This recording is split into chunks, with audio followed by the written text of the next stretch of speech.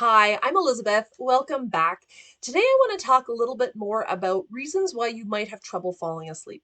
I did another video about this that's specifically related to melatonin, and so this is just another actually biochemical reason why you might have trouble falling asleep, and then the lifestyle things that you can adjust to make it work a little bit better for you.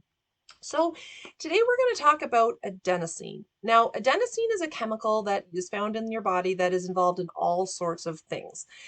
But the role that adenosine plays in sleep is really important.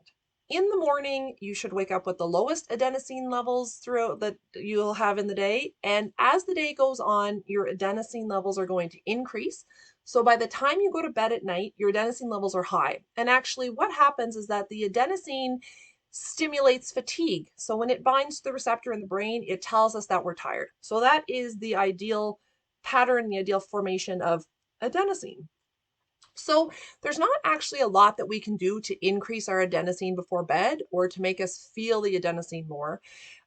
What we need to play with is the lifestyle stuff that impacts the adenosine and make sure that we're optimizing that. So the first thing that impacts adenosine is actually caffeine. So when we drink caffeine, the caffeine binds to the adenosine receptors in the brain, and it basically prevents that fatigue message from getting in. So if you've ever had a coffee, if you ever feel like you've got kind of cobwebs in your head and you have a coffee, um, and that kind of clears the cobwebs out, that's because the caffeine is now bound to the adenosine receptor and the adenosine can't get in, so you don't feel fatigue anymore. It's also the same reason why when the caffeine wears off, you might feel even more fatigue. It's because over the time, your adenosine levels have increased, which they're supposed to do. So now you're getting hit with way more adenosine than you were kind of accustomed to earlier in the day.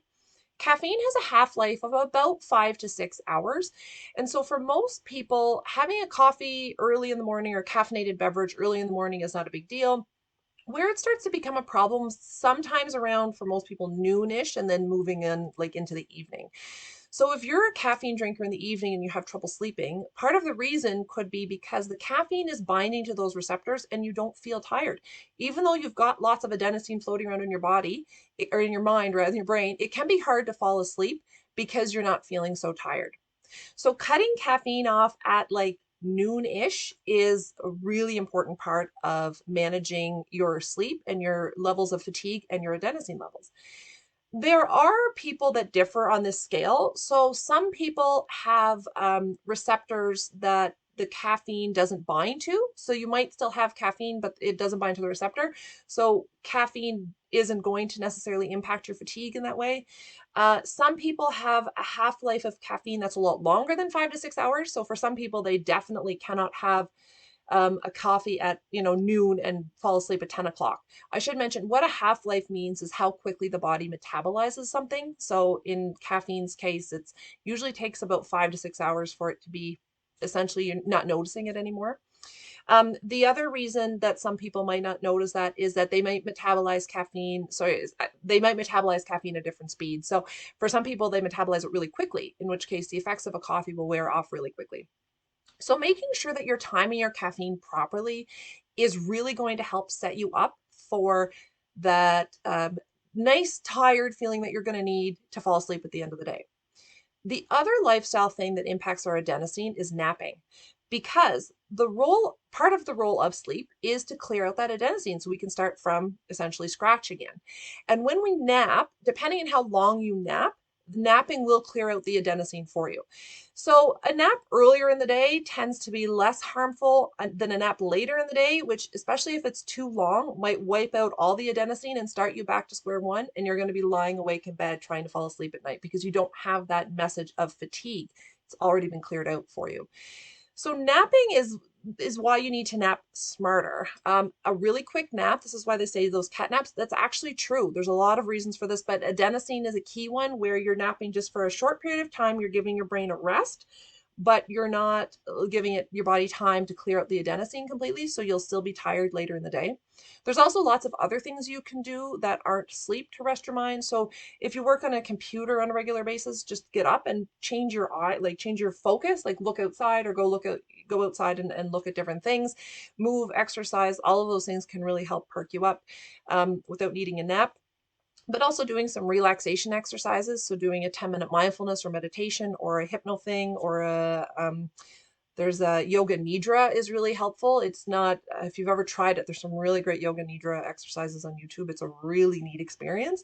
It's not a nap, although it feels like you might be napping, but it's a very restful state for a relatively short period of time. So what happens if you don't have a great night's sleep?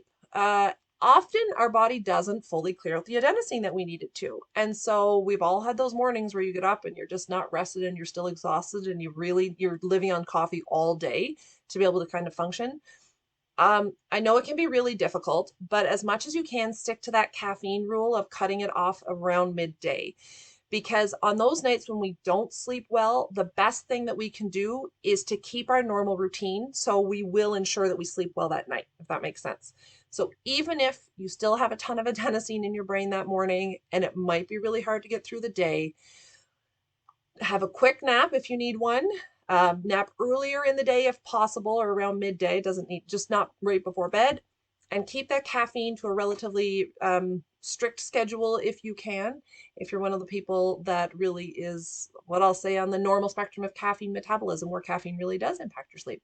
So adenosine is one of those things that can really impact your fatigue, your ability to fall asleep in the evening.